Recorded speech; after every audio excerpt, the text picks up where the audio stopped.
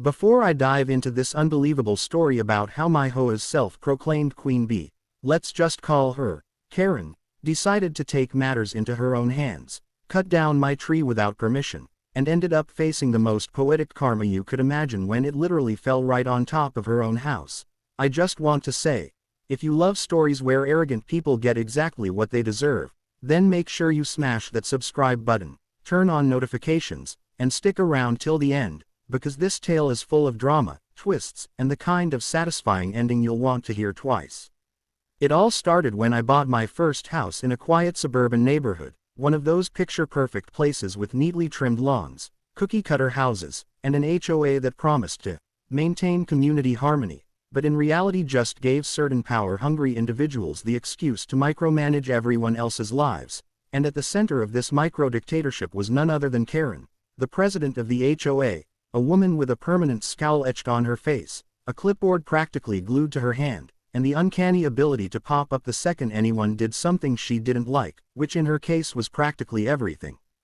At first, I tried to keep my head down and play by the rules, mowing my lawn every Saturday morning, pressure washing the driveway once a month, and even repainting my mailbox when she claimed the shade of black wasn't uniform enough. But no matter what I did, Karen always seemed to find a reason to leave passive-aggressive notes taped to my door about community standards and aesthetic values.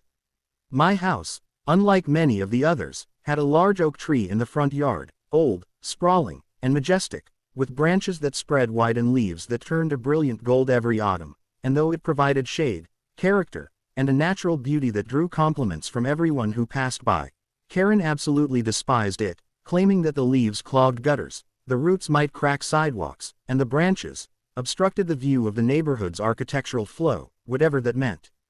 For months she brought up my tree at every HOA meeting, trying to convince the board it had to go, but the other members never agreed, saying it was perfectly healthy and posed no risk, so she began a quiet campaign against it, first by leaving notes demanding I trim it more aggressively, then by threatening fines if I didn't remove dangerous limbs, and finally by storming up to my door one Saturday and declaring, "That tree is a hazard, and if you won't deal with it, I will."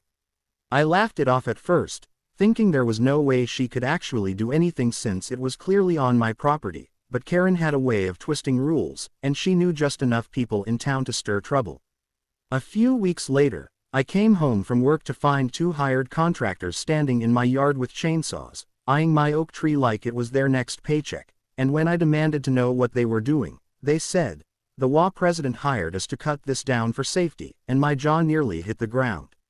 I immediately told them to stop, that they had no legal right to touch my tree, and after threatening to call the police, they backed off, muttering about wasted time, but Karen appeared the very next morning, hands on her hips, accusing me of endangering the community by interfering, and promising I'd regret ignoring her authority.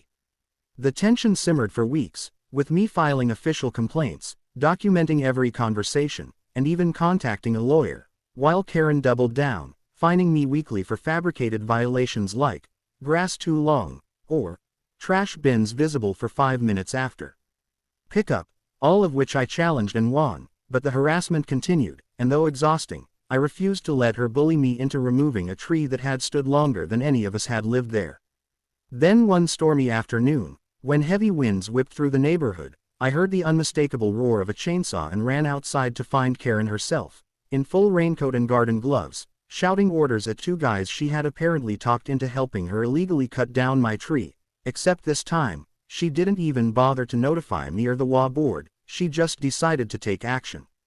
The scene was surreal. Branches already littered my lawn, sawdust flying in the wind, and Karen standing with this smug, triumphant smile as if she were conquering some great evil, but the universe clearly had other plans, because the moment the chainsaw cut too deep into the trunk, a loud crack echoed through the air, the entire oak groaned under its own weight, and before anyone could react, the massive tree shifted its fall direction, away from my house, away from the street, and directly toward Karen's very own pristine 2-story home across the road. The look on her face transformed from victory to horror in seconds as the tree came crashing down, splintering her white picket fence, crushing her immaculate flower beds, and finally slamming straight into her roof with a thunderous crash that sent shingles, beams, and pieces of gutter flying like confetti. Neighbors rushed out in disbelief, some trying to help, others just gawking, but I stood frozen, half in shock, half in awe at the sheer irony of it all, because Karen's obsessive vendetta had literally brought destruction on her own house.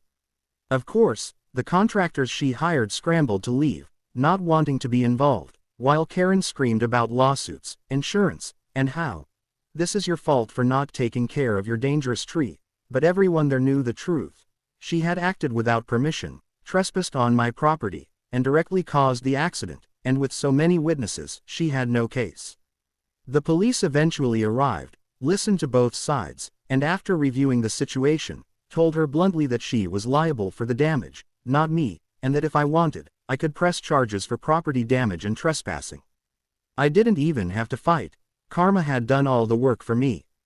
But the story didn't end there. Karen, being who she was, couldn't accept responsibility, so she tried to rally the law against me, spinning tales about how I had set her up, but the community was tired of her antics, and seeing her house with a gaping hole in the roof while my oak tree stump sat as proof of her reckless behavior, they voted her out as HOA president within a month.